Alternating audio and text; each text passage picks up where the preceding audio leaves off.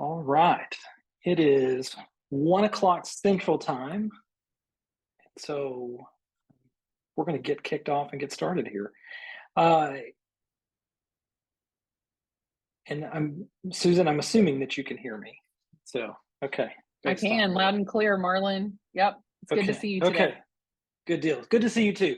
It's always interesting when you get started with Zoom webinars and just want to make sure everything's working right. So for everybody that is here, I would like to welcome you to today's webinar that Strata Leadership is hosting over coaching in higher education.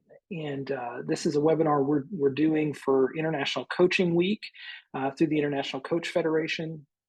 And our goal today is really to foster and facilitate a conversation around how coaching can provide value to the university in a time of challenge and change. So, for any of us that have been working in higher ed for at least probably the last 5 years, or even since COVID, we know that we're kind of experiencing that time period really of just it seems like constant change and then just lots of challenges. Um, so as we get started, we kick off with a few introductions. My name is Dr. Marlin Blankenship. I am the director of coaching at Strata Leadership and also one of the executive coaches that gets the opportunity to work with the folks that partner with us.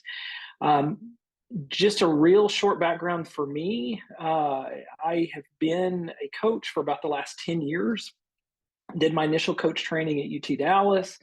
And since then have went on to do a Ph.D. where I studied the use of coaching within organizations and workplaces, and very specifically the use of coaching within the university system within higher education. Beyond that, I've helped to create a coaching program at a R1 university, and have worked with a lot of different folks that have been a part of or that have been managing coaching programs at different schools, really to kind of help provide some mentor coaching and just some program management kind of aspects alongside that. And then within my higher ed background, I've spent about 15 to 18 years. I've lost track somewhere along the way of working at a couple of different institutions. I like to think of it as running the gamut of enrollment management. I think I've done just about every job except for financial aid within the enrollment management kind of suite of programs. And I'm joined today by Dr. Susan DeWoody, who's president of Strata Leadership. And Susan, I'm going to let you introduce yourself and just kind of give everybody a little bit of context on the background that you're bringing in today. Absolutely. Thanks, Marlin. So as Marlin said, I'm Dr. Susan DeWoody, privileged to serve here as president of Strata Leadership. And I'll just tell you at first how I came to coaching. So I came to coaching as an executive in higher ed, and I began partnering with our founder and CEO, Dr. Nathan Miller. He was my executive coach. And through that process, I fell in love with the idea and the experience of coaching and how much it benefited me. And I began pursuing coach training myself. And in 2020, what a year 2020 was, but I began coaching for Strata as an affiliate while also working as an executive in higher ed, and recently pivoted to be the president of Strata and have pursued my International Coaching Federation credentials as well. And so, yeah, find great value in coaching. And honestly, I think the deeper I get into coach training and the more time I spend with leaders and executives in the coaching setting, I think about how much this could have applied in what we were doing, and how much I think we have coaching conversations in the context of higher education. So for about 20 years, I spent in my career working in higher ed in community colleges, state universities, and also private universities. And part of that experience was exactly what you would think, just the hustle of continually taking on additional responsibility. Ultimately, the last 7 or so years, well, I say the last 10 years, I became a dean and then an academic vice president. And then the last 4 years, I spent at a private university as provost before making the pivot to where I am today. But like you, Marlin, I just I've had this experience in higher ed that's incredible. I love higher ed. I love college students. Love the faculty and staff that have the heart to serve in higher ed. And so I'm always thinking about, and you and I talk about commonly in our meetings, we'll get off on talking about how this could apply to our colleagues that are serving in the trenches in higher ed. And so I'm really thrilled that we were able to pull together this webinar and really glad that you all have joined us today. Yeah, thank you, Susan. And I'm grateful that Susan and I get to co-present together because, like she mentioned, we together have had a lot of different experiences, and even though we are not not at the moment working within a particular institution, it seems like every time we talk, our conversation does go back to the time that we worked in higher ed, and just the value that what we're doing here at Strata really could provide into that arena. So today we are going to kind of jump in to I totally lost the slide. So making sure we're good to go. So today we're gonna jump into a couple of key objectives really for our webinar. And my background is to some extent within education, and so I like the objectives. It kind of helps keep us a little bit on track and give you some perspective on what we're going to do. And today we really just want to have a very broad conversation, and I use that word because we want you to make use of the chat box, throw questions in, and really if you have thoughts, put those in there as well. And we want to have kind of a big picture conversation around how coaching can support the ecosystem of higher education. And I like that word ecosystem because in a university, it's more than just one specific department. And what my hope that you'll see today is that there's a lot of application where coaching can fit in a lot of different places within this broader ecosystem. And so that's going to be the approach that we take today. And then, like any good coaching program, we're going to tie it off together with just this idea of helping you to think about how you could apply what you've learned today, the perspective that you got today, and really take it and put it into your own specific situation. And so those are our big objectives really of the day. So when we start off talking about coaching, and again, I've done this for about 10 years. And so when we start talking about it, I really kind of like to borrow from Simon Sinek and start with the idea and the question of why. Like, so if we're doing coaching, why are we doing coaching? There's always a conversation about the evidence base, like, does coaching work? What does coaching provide? What does it do?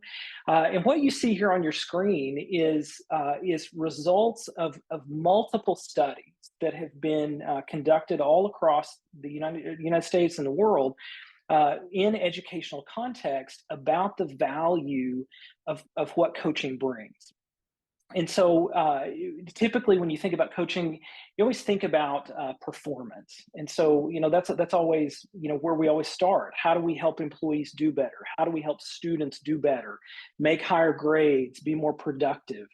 But what I really want you to see is on this list here, the studies have shown, the research has shown that coaching has such a broader application beyond just performance in general. And so as you look at this list, I would just like to invite you, to jump in the chat, and if there's one or two things that really stand out to you out of this list that you would be interested in seeing coaching at your institution really provide. So if you created a coaching program, what goal, off of this list would you want to see coaching provide? I would encourage you to add that into the chat box and just begin the conversation really of what you could, what coaching could do for you. So as we look here, things that really jump out: performance. We've also got emotional intelligence, this improvement in teaching. And so when we think about how coaching could exist with faculty, there are some studies that really show that coaching can help support and improve teaching aspects. Leadership development oftentimes really kind of ties in with the staff roles that exist within the university. And then you see things like confidence and well-being and resilience and emotional intelligence. These are things that really run the gamut all across the board of the university setting, that includes not just students, but also the faculty, the staff, and then just the people that we engage with as a whole.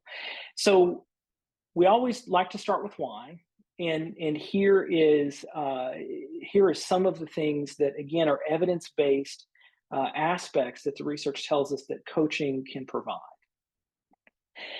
The other thing I like to do when we start talking about coaching is I like to begin with a definition, because after doing this for about 10 years, it's pretty easy to understand and see that when you say coaching, most people have no idea what exactly it is that you're talking about. And oftentimes the word has some connotations that exist around sports coaching, which is true to some extent, but coaching has really a lot of theory bases that go beyond just sports coaching in general. And so this definition here that you see on your screen is one of the earliest definitions of coaching that really emerged when coaching emerged as a profession in the early 80s. And this is from Sir John Whitmore, who's the individual who popularized the GROW model and really kind of introduced the GROW model of coaching. And he says that coaching is unlocking people's potential to maximize their own performance. And again, if we go back to the previous slide where we talked about the why, like why do we do coaching? For the most part, we always think about it being a performance-based, really support program. So we help people to improve their work performance. We help them improve, if they're students, their grades, their performance there. So that aspect of coaching, I think, is pretty straightforward and pretty self-explanatory, and I don't think anybody would argue with it. It's the second piece to this definition that I think has such value in a coaching or in an educational context. And so he says, the second part here, he says, it's helping people to learn rather than teaching them. And I remember my first day of coach training. I went into UT Dallas and I was super excited. And to give you a little bit of context, I came into coaching as an academic advisor. So I was working in a university setting. I had a student that I had the answer for. You do this long enough and it's like, man, this is how you're successful in college. And so presented it to her. It didn't take. She left my office just in tears. And I just remember thinking, like, I got to figure out how I can help this person. Long story short, because it is a long story, I ended up into this coaching program where I was here hopeful to learn how to tell this person what to do. In the first day of coach training class at UT Dallas, our instructor told us that the only way that we would fail this program is by telling somebody what to do. And I remember my own kind of tension with that. I remember thinking, like, I got in this program to learn how to tell somebody what to do. And through the course of that year-long program that I did, I began to understand and begin to shift and realize that the power of coaching is not in telling somebody what to do, but it's helping them to understand in their own context the steps of what to do. And so it becomes this self-directed learning cycle that you really help people to engage in this learning instead of teaching them. So, and I take the time to say that because we're talking about coaching in an educational context. And often when we're in education, we think about how we teach students and have the direction, and we have this expertise that we give them. And I just want to offer that in the coaching that we're going to talk about today, we're talking more about non-directive coaching. The results that you saw in the earlier slide about the why is results that emerged from non-directive coaching. And so I just want to encourage you, as you think about the ideas that come out today, think about it from this aspect of really helping people to learn rather than feeling the need that you have to be the expert to teach them. Okay. So again, definitions. I've just leaned into the fact that those really matter a lot as we get into conversations about coaching. The last big thing to frame up our conversation today, like we're almost done with the introduction, so now we're going to get into the meat of our presentation. The last big thing to really frame things is this model that came out in 2015 called the Global Framework of Coaching and Education. And so what this model does essentially is it just frames aspects where coaching could be valuable and could be entry points into educational organizations and provide value. So we're going to take the next 30 minutes or so of our webinar time today and really kind of step through each of these four areas. The goal that Susan and I have, again, is to start a discussion. And our hope is that over the course of this next year, each of these four areas really is its own webinar. Like we're gonna scratch the surface today, really with the big picture ideas of what coaching could bring into higher education, and then over the next year, we hope to have a sequence of webinars that would really dive into more detail in each of these areas to really continue the conversation in more depth. So here you can see the four areas being the educational leadership. So really dealing with kind of what we would typically consider administration and kind of the upper level tiers of the higher education world. The second portal is for students, and so helping students to be more successful, both in terms of their academics but also within the context of their well-being. And so we'll dive into that here in just a minute. The third portal is improving and coaching for professional practice for faculty and staff. And then lastly is this idea of community engagement. So how can coaching provide benefit to the larger community, not just inside of the educational institution, but also outside and connected to it. So with that, I'm going to take a breath, and Susan, I want to just kind of pass the baton over to you, and just say with your experience both working as a leader in multiple institutions in higher ed, and as your work with a coach, what are your thoughts about where coaching could benefit the leadership area really of higher education? Yeah, thanks, Marlin. I think that's a great question. You know, how does coaching benefit the leadership in higher ed? And I would say, you know, we've already gotten a couple of questions. I just want to go ahead and say, please feel free to add your questions in the Q&A, and we will get to your questions. And especially if they are topical, where I know we're going to be talking about the topic, I'll wait a minute until we get there. But one person already asked the question, how would you talk with dean and academic leaders to introduce coaching into the system? And I'll just say, you know, this is a great question because oftentimes, because of the level of education and experience, individuals may view coaching as punitive. And I want to tell you, back in 2017, when I was offered the opportunity to have a coach and to be in coaching, I remember first thinking, what's wrong with me? Am I not performing well? And I actually went to my president at the time and said, why are you offering this to me? Where am I falling short? You know, what is this? And the president at the time said, that's not it at all.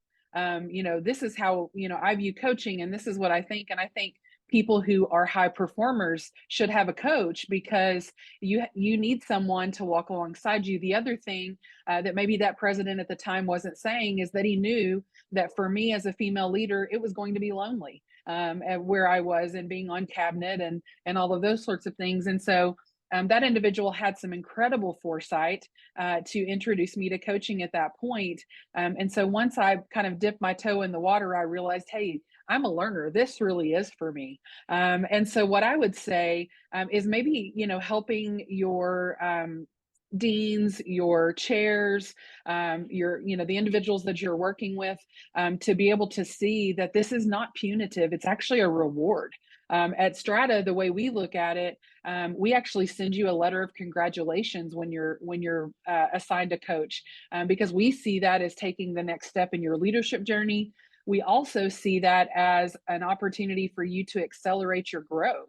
There's a lot of research out there that shows that individuals who work with a coach can accelerate their growth at a faster rate, and they're able to achieve goals more quickly, and they're able to do it more confidently. And it's not because I'm telling them what to do as a coach. It's because they have someone walking alongside them. They have a sounding board.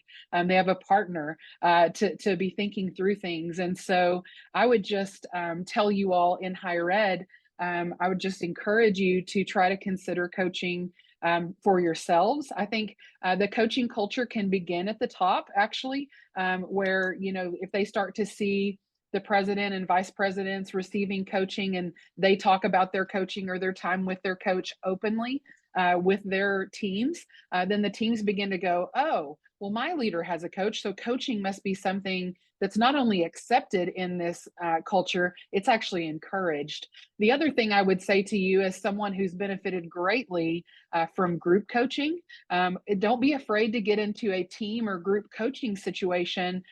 Or if you're a leader of a team that you would like to introduce coaching, that might be a great way, cost effective, but also a great way to introduce coaching to your team. And again, be able to accelerate progress toward goals, be able to accelerate communication and those sorts of things. So just to give you, I think what Marlin really wants me to tell you is just the firsthand experience as a provost who has a coach. And I'll tell you that not only did I experience at times the loneliness of leadership, the difficulty of COVID, the pandemic, and I found myself in this kind of COVID captain situation where I was chairing the committee that was figuring out how far the desks had to be spaced and what policies were we going to have in place, and all of those sorts of things. And so you'll find yourself in places where it would be really helpful if you can just think out loud with someone who's willing to listen to you. And then on the flip side, I'll tell you that coach training, when I still worked in higher education, made me a better listener. It made me more effective in listening to hear, and then to be able to follow up by asking meaningful questions. And so I would just put those two things in front of you and say, as leaders, we cannot be afraid to engage the tools that we have out there. And if your president is too proud to get a coach, I just would urge them to look at the research and to see what kind of progress can be made. And we recognize that sometimes to take the step of leadership, there is some ego involved. And so again, I would just encourage them that the very best leaders out there, if you look at Fortune 500 companies, the very top leaders have coaches. That's great. Thank you, Susan, for adding your perspective really into that. Such a valuable perspective from somebody who's been in the role. Other things just on this educational leader area that I think might be helpful is really to kind of give you some perspective of just individuals that I or we, Susan, if you have anybody else that comes to mind, feel free to jump in. But just individuals that we've coached in this space, in some ways, give you some perspective about what possible topics and what possible application of coaching really could be beneficial and valuable. Susan mentioned the team coaching. And I think about, I've got a colleague and a friend that took over a presidency several years ago, and just remember just thinking about having a conversation about melding the team together. And so coming in, you have these vice presidents and things that and individuals who are in roles, and it's a new team, and so there's aspects of the team forming, the team really bonding together. And team coaching could be a fantastic avenue to help accelerate that and really help create those bonds in a little bit more timely fashion. Other things that could be helpful would be helping individuals as they transition into new roles. So new presidents, new vice presidents into roles. That transition is often where executive coaching really shines. Within that change aspect, and so when there are transitions that exist, one-to-one coaching is often really valuable and really helpful. Same thing from faculty that move from faculty into administration. I've worked with several individuals who have made that transition, and it's a little different. You go from teaching in a classroom to all of a sudden having this 8 to 5 admin job where you're responsible for supervising in sometimes different ways than what you would do in a faculty role. And they have found that coaching has some value there. And then lastly, something that just was coming to mind this morning when I was doing my last minute preparation was a time that I was working with an individual who really was trying to decide, do they want to stay in this? And it really became almost like a career development type or career planning type coaching moment for somebody that really was in the upper echelons, was in kind of the administrative level. And so, if you find yourself, or if you know somebody that's in that position, and they're just wondering, like, what's next, and is this really the direction I want to take? Then perhaps working with a coach, an executive coach, could be really helpful for them as they get into that moment. And as we get ready to transition to the next point here, I just want to encourage you, if you have additional thoughts about where coaching could be valuable for leaders, really at the top of the education world, please feel free to throw those in to the chat for and not just for us, but for everybody else on the webinar alongside of you, because part of this. Again, as good coaches, we recognize that we don't have all the answers, but our hope is to really create the environment where better questions lead to better conversations and lead to the group really coming to more awareness around things.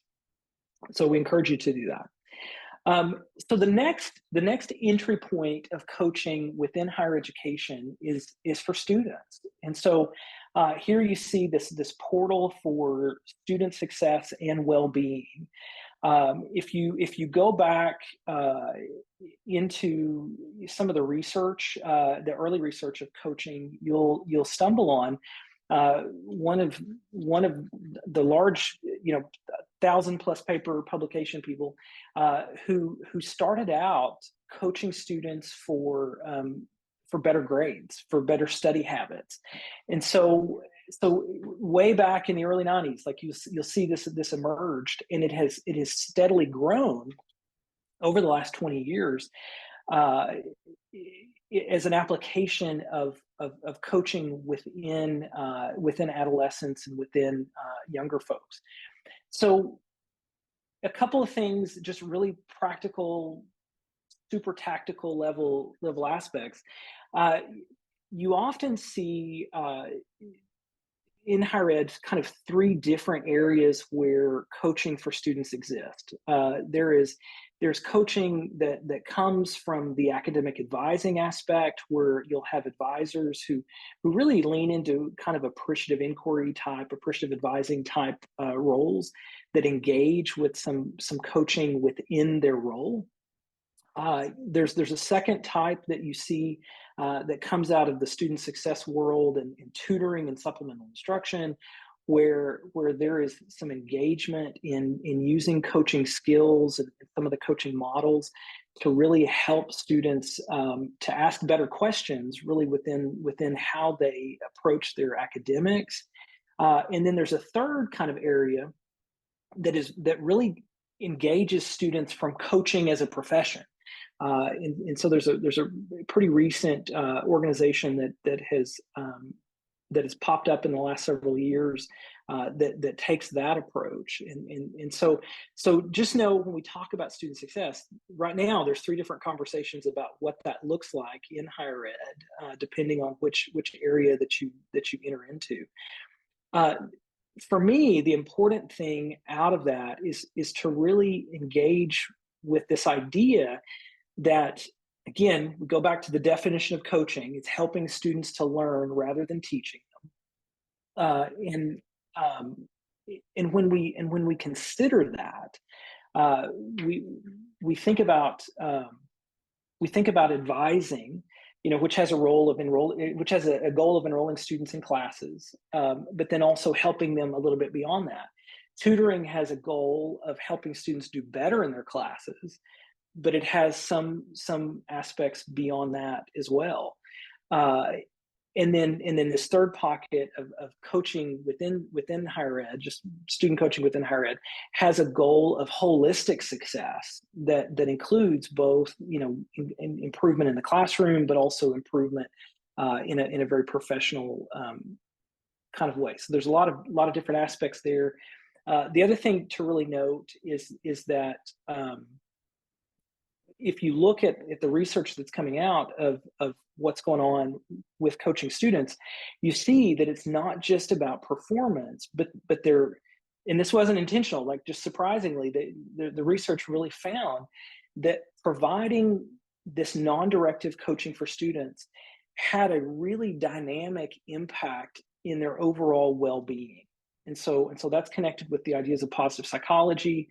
And that aspect right there alone is one of the reasons why coaching has become such a well sought after kind of student success model, because it provides this robust, holistic value, not just within the classroom, but also beyond that, with their kind of larger, outside of the classroom life and implications.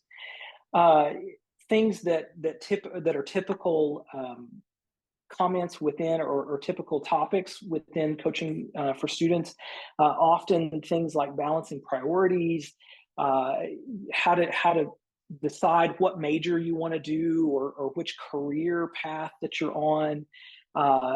Again, this idea of well-being. And then also there's been several times that I've worked with students really around implementing coaching skills for better communication.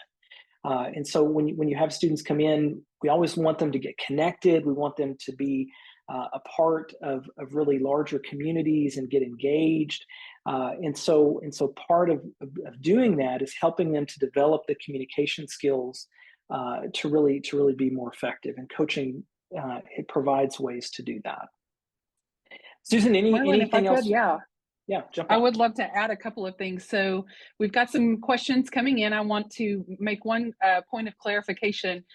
Instead of adding questions to the chat, as Marlin keeps saying, I want to lovingly remind you it's the Q&A tool. And so on the Q&A tool, please add any questions that you have for today. And so we have received a really great question from one of our participants that kind of says, I'm puzzled. The student study habit is usually covered more cheaply with counseling center, writing centers, et cetera. And I think you're exactly right. And so what I would like to add to what Marlin is saying about student success and well-being is actually we're talking in most ways about internal coaching. And so what we mean by that term is that we would love to partner with or help you find the right partner to help train your people that serve in student success and serve on the front lines of student well-being, to help them be coaches and ask coaching questions and that sort of thing. And so I just would add that that's what we're talking about. We're not talking about engaging a student with an outside coach necessarily. Now, there are some. I know a colleague that coaches for MBA programs, for example, as she's an external coach to that institution for MBA students specifically. That makes sense to me. But if we're talking about everyday students on campus, you already have professionals equipped to help those students. And so why not train those professionals to ask coaching questions and to have coaching conversations? I know in my days as a dean of students, you know, there are opportunities. I'm going to say opportunities. So if you're in student discipline, I see student discipline as an opportunity for redemption and for that student to learn and grow from that. And I don't know that I realized at the time early in my career, but I do realize now all of the coaching conversations that we were having with students around where do they want to be in life, where do they want to go with their their higher ed career as well as their career beyond the university. And so I would just add in the idea of student success and well-being, there are plenty of coaching conversations to be had. If a student is continually, maybe they're missing class or they're having difficulty functioning, the well-being conversation can come to play in how much sleep are you getting? Are you eating regularly? Let's talk about nutrition. Those kinds of things can be introduced in a coaching conversation as well. And so I don't want you to think we're posing the idea that you add another department to your campus because we know your budgets won't support that, right? What we're saying is, why not train the people that are already there who are probably already having coaching conversations? Why not give them greater confidence in the coaching conversations that they're having with your students around the idea of academic success, around the idea of their personal well-being, and the well-being of the people around them. So, Marlon, I just wanted to add that. I really appreciate you giving me a chance to do that. Yeah, you bet. And thanks, Susan, for managing the Q&A box for us and really kind of overseeing that. And I appreciate that question because it makes me realize that I missed, I skipped over a big portion of something that I really wanted to bring out. When I entered into coaching, it was through the world of academic advising. And so a lot of the lens in the world that I saw coaching through was really from that perspective. From there, when I got into my Ph.D., I ended up in the student success world. So kind of the tutoring supplemental instruction where we added coaching. And so I got to kind of live in that world a little bit. And then when I moved back home and graduated and things, I ended up kind of in the leader as coach world where as an executive director over multiple programs, I had the opportunity to use the coaching skills that I had to really support the employees that worked underneath me. I say all that to kind of take a step back. And part of the reason why we wanted to have this conversation today is to help you understand that coaching has a lot of different places where it brings value to the institution. And so Susan mentioned internal coaching. For those of you who are new to the coaching world, that means coaching that's provided by somebody who works in the organization. There's another term, external coaching, which is coaching that is provided by somebody who is external to the organization. And typically what you see is individuals who are in the leader realm. Oftentimes we'll use external coaches. We'll contract with somebody who is outside of the organization or outside of the institution to maintain like this level of confidentiality and privacy, and to be able to have conversations that sometimes you don't want to have with the folks that are internal to the org, because sometimes you just need a space to think. When we look at student success, oftentimes, as Susan mentioned, it is advisors who are doing this, or it's tutors who are doing this, or other students, kind of peer-to-peer kind of students that would be providing coaching to each other.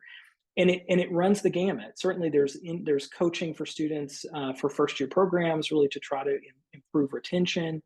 And then all the way up through, PhD students who just need some support, really finishing their dissertation and finishing, things that they're, trying to balance their lives as they try to finish up. So there's a lot of different portals, a lot of different pathways. None of this has to be things that are new, but in some ways it is a different application of skills that most people currently have. So great question.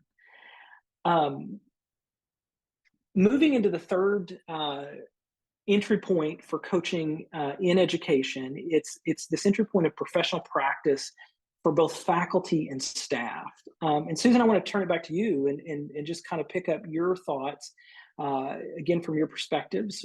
Where do you think that coaching could provide value to faculty and staff within higher education? So I just want to point out one thing that I find comedic in the relationship between Dr. Blankenship and me, and that is he is a true PhD. He thinks about things in the theoretical. He likes to look at research, and that's fantastic. And we share our love for research. But I'm always looking for the practical. How am I going to apply this? How am I going to make it work? And I'm not saying he doesn't do that. I'm just saying those are our tendencies to lean there probably first. And so, sure, I would love to talk about how this can work in the professional practice for faculty and staff. Man, if I would have known what I know now back then, I would love to just spend time with deans and chairs who are working with, we'll start first with faculty. I think in a lot of ways, faculty and staff can be put into one bucket and we can talk about it that way. But I think in this instance, let's talk about faculty first. So I made a few notes. Faculty are highly trained individuals, highly competent in their field, but they've gone a very long time in their education in a very narrow path, right? Typically. Now, so, whether it's you name it, a certain piece of history, a certain, type of writing, a certain piece of business or nursing, etc. And so when I say that, I say it as a compliment that we bring them in because they are phenomenal in the knowledge base of their field. But maybe what they haven't yet developed are some of their softer skills, their leadership skills, and things that coaching can really help with. And so one of the questions that we had was, how do we help faculty not talk at our students? How do we help students learn and grow and understand that they need someone to come alongside them to help them learn and grow? And I would say to you, there's no better relationship than a coaching relationship to help with that, because a coach does not, a successful coach does not talk at the person that they're coaching. The coaching client.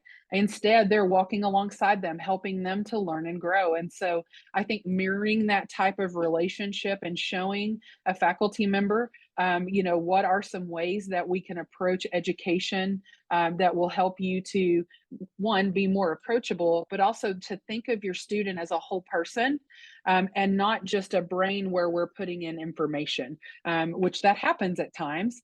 And honestly, we have objectives to meet. We have an education to convey. And so I understand why we get to that point where really we reduce sometimes the experience in the classroom to conveying information. But I think that the coaching conversation can help with that and help us to help our faculty. One of the things that I used to talk to faculty about, and I think this is maybe the best coaching conversation, but I think I could have been a better coach. And one of them was about giving context. So I walk into the classroom and let's say I'm an historian and I have all the context in the world because I know from 1900 to 2000, these are all the things that happened in history. But when I walk in and I'm talking to a 19-year-old student, if I just begin at 1943, they don't have the context for what happened before that and what happened after.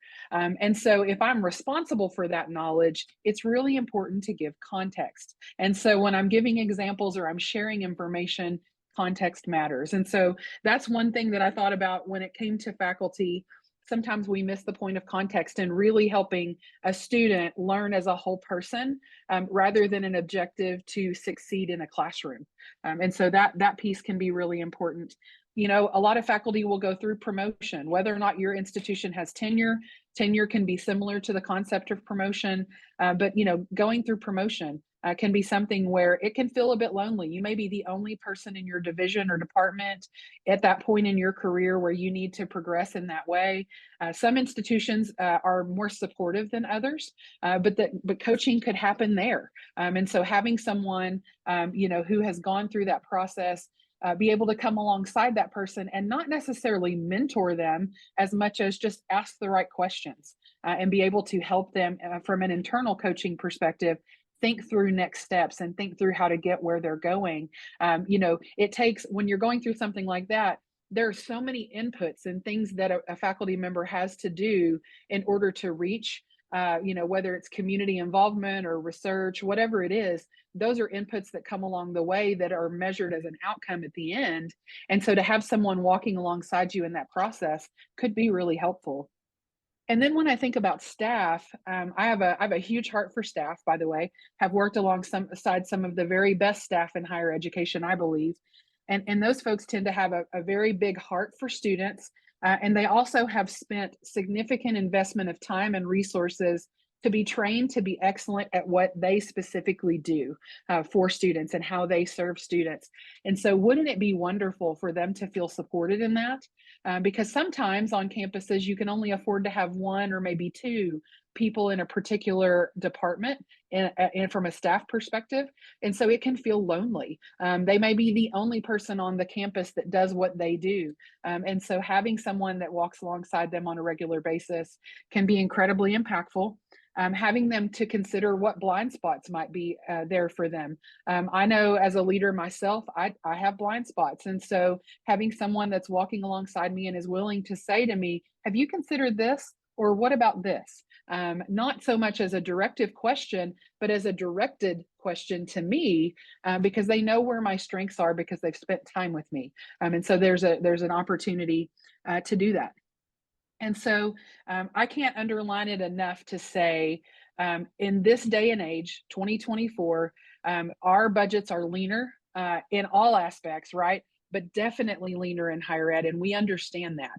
And so we're looking for ways to come alongside you. Marlin and I talk about this all the time. How can we help people that are in the nonprofit sector or in the state sector be able to be more successful at what they're doing? And how do we help them with the resources that they have be able to retrain or retool or add more to what they have so that they can better serve the students that they have? There was one question that came up, and I thought it was a great question. Let me get to it. And it talked about how the only place in a particular university that offers coaching is in the Career Center. I think that's where it's naturally seen as like, this is a place we can put this, right? And so I think, we haven't thought about what are the extraordinary places we can put coaching, but putting it in the Career Center and then limiting it to 20 minutes per student. And I would just say, this person asked about the concept of team coaching and building masterminds. And I think we can develop further webinars, honestly, on those topics. Yeah. But there are many ways that you can approach students and coaching and helping them to be successful.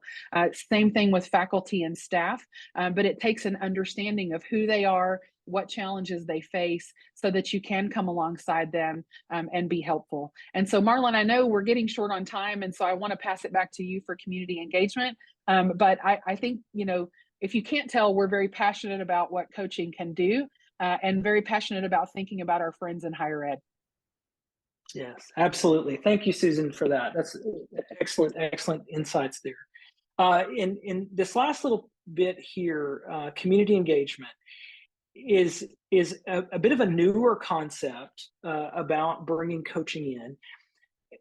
And because we're short on time, I don't want to spend just a whole lot of time here, other than just to challenge you to think about this idea of what if there was a culture of quality conversations that existed inside of the university that also was able to be seeded outside of the university into the actual communities. So I think about the town that I'm in right now and the university that's here. How could we provide value to this particular town? But then also with the virtual footprints that most of the universities have right now, with online programs and having people from all over the world coming in to do degrees and to kind of work, even like do virtual work. Like, what would it look like if you were able to feed really just And I think about it as quality conversations, like the ability to have conversations that really matter and really help people to move forward. Because at the end of the day, that's what coaching is. It's a space that helps create quality conversations that help people to learn from that context and really begin to apply it into the situation that they're in, that they're specifically in. So it's not me saying, "Hey, Susan, you live in a certain town. This is how you should do it." It's more of a question, "Susan, you live in a town. How do you think that you could be impactful?" And then me taking the time to sit there with Susan to help her to think through and to frame things in a little bit of a different way and really figure out how to apply it into her context. Um, so with that, I just want to just touch really quick on something, Susan, that you said just a second ago about the Career Center and how coaching often ends up kind of connected there. That's true, and if you do a Google search for coaching centers in education, you'll find that the Career Center is often where it lands. Um, I would hope that today, and again, we've ran through this really fast. We need another hour to get to really do service to everything. But as we have really run through this really quickly, my hope is that you would see that there are a lot of different places that coaching could provide value within the context of the university. Different type of coaching in different types of places, but the fact that coaching could exist and be beneficial in a lot of different places, and and and perhaps there's a way that we could bring coaching to the university as a whole, not just in one place, but to create this culture of coaching that exists, that feeds and supports the entire internal university. And then also, as students graduate and move out, as we work with alumni, as we work with people in the community, that this culture of coaching also supports and feeds individuals that are outside of the university as well. So that's a lot of thoughts, a lot of things to consider. So as we kind of really tie this up, and we're going to come to a little bit of Q&A here in just a second, and really wrap up with that. As a good coach, like I just want to encourage you three questions as we begin to wrap up today. As you've listened to just the thoughts that we've been able to provide and present, where do you think coaching could begin at your institution? If it doesn't exist presently, where do you think the one place is that you could start it? This month, this year. What's the thing that comes to mind for you? And secondly, what are you taking away from today? We've presented a lot of different things. What are the thoughts? What are the questions that you're really walking away with from our webinar today? And then lastly, what's next? So, we want you not only to have ideas, but we want those ideas to really translate into actions. And so we would encourage you to really ask yourself the question, what's next? And so I would encourage you to take just a few moments to just think about those questions, jot it down on your piece of paper. And certainly if you have questions, throw those in the Q&A box. And we will endeavor to get to those here in just a moment. Yeah, if I can hop in, we do have some. Oh, go ahead. Go ahead and share those books. Okay, cool. Lastly, we just wanted to provide just a list of suggested resources. There's a lot of places we could start, and a lot of resources to provide. But within higher education specifically, I think there are really 5 resources that would benefit as much as anything. So first of all is International Coaching Federation. And again, this webinar is being provided to celebrate Coaching Week, International Coaching Federation Coaching Week.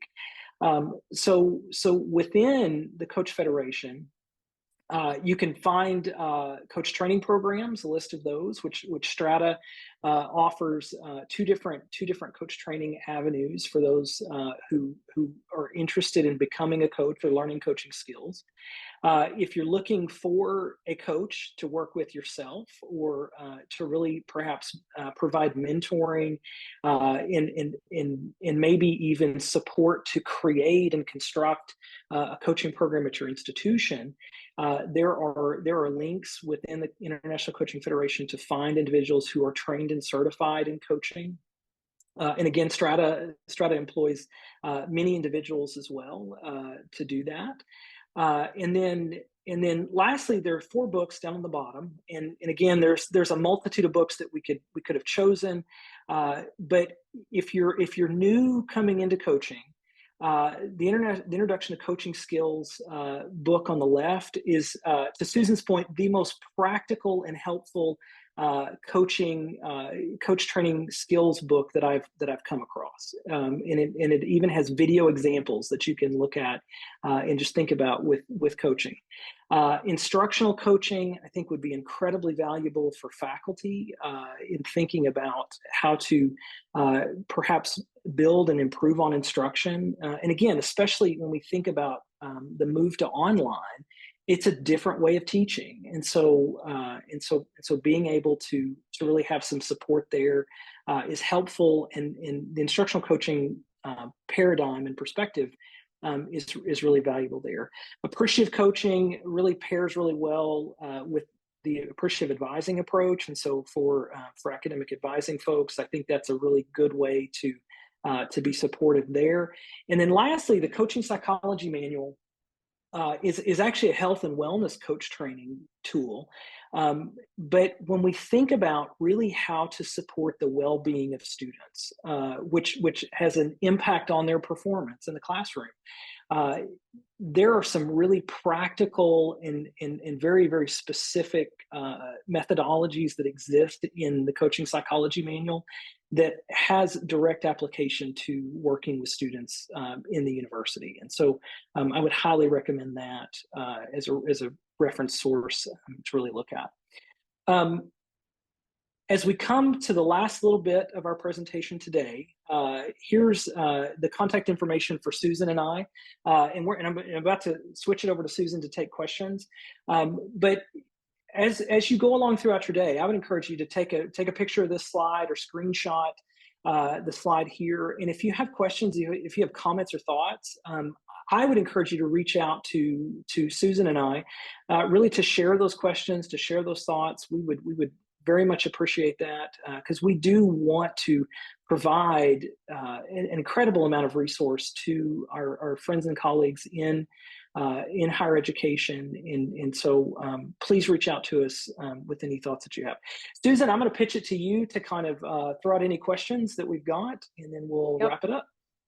Thank you. I've tried to kind of bundle our questions along the way. And so we have actually responded to most of them, although one of my colleagues, I have to give a shout out to Dr. Nancy Magruder, who is also a coach, but also a higher ed executive. And so Dr. Magruder asked about, or she made a comment about working with internal coaches can be challenging at times. Employees are hesitant to be open and honest because of their concerns about confidentiality. And we are right there with you, Dr. Magruder. And I will tell you, she also asked, does research say anything about this in higher ed? One of the things that we're finding is that internal coaching, unfortunately, is a newer concept. There's not a whole lot out there in the body of knowledge from a research perspective on internal coaching.